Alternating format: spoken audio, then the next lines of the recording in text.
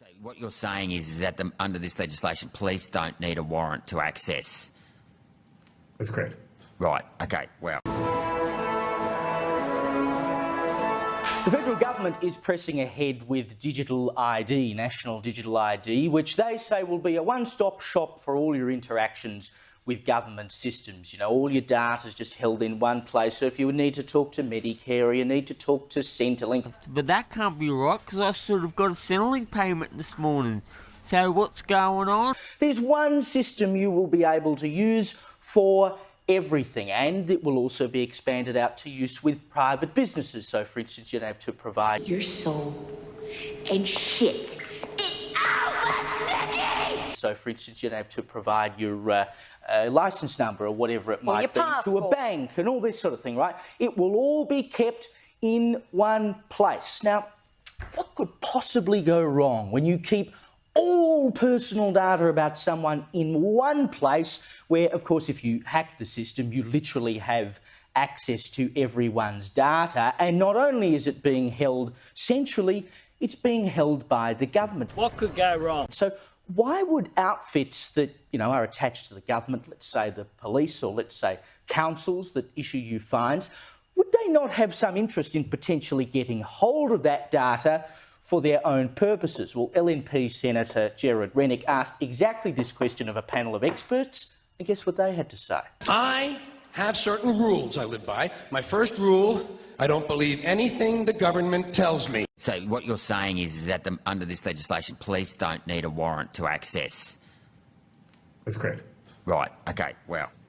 Yeah, so with regard to biometric data, there is a requirement for a warrant, but it doesn't specify that that's for a serious crime. But also police can access all other kinds of personal data in the bill in general when there has a proceeding has been started.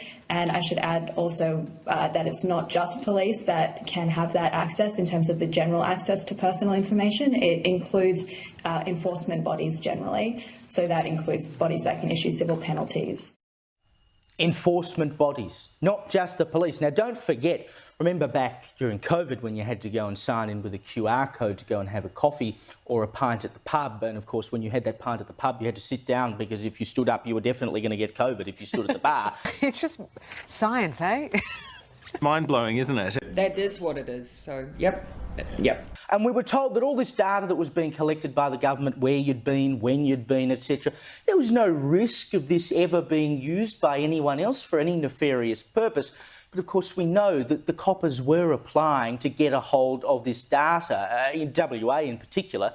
They were using it for assault cases, you know, people getting knocked in the head outside of a nightclub on a Saturday night, and the first thing they do is run to the state government to ask for the COVID data because, of course, it tells them where everyone has been.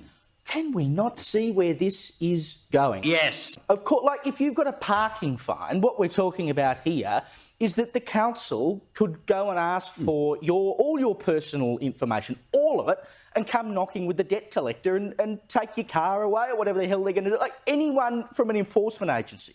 Incredible.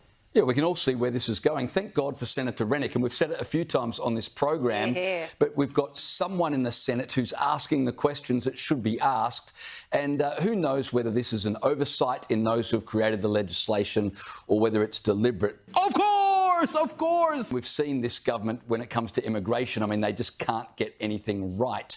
Do you really trust this government on legislation this big and this impacting to make sure it's rock solid? We're told when it comes to immigration, public safety is our number one concern, even as we see more and more stuff-ups in that regard. So would you really believe them when they say, no, this thing, digital ID, it'll be watertight, your privacy will be preserved? Why would anyone in their right mind take the government's word for that? We need to take a machine gun to this bill.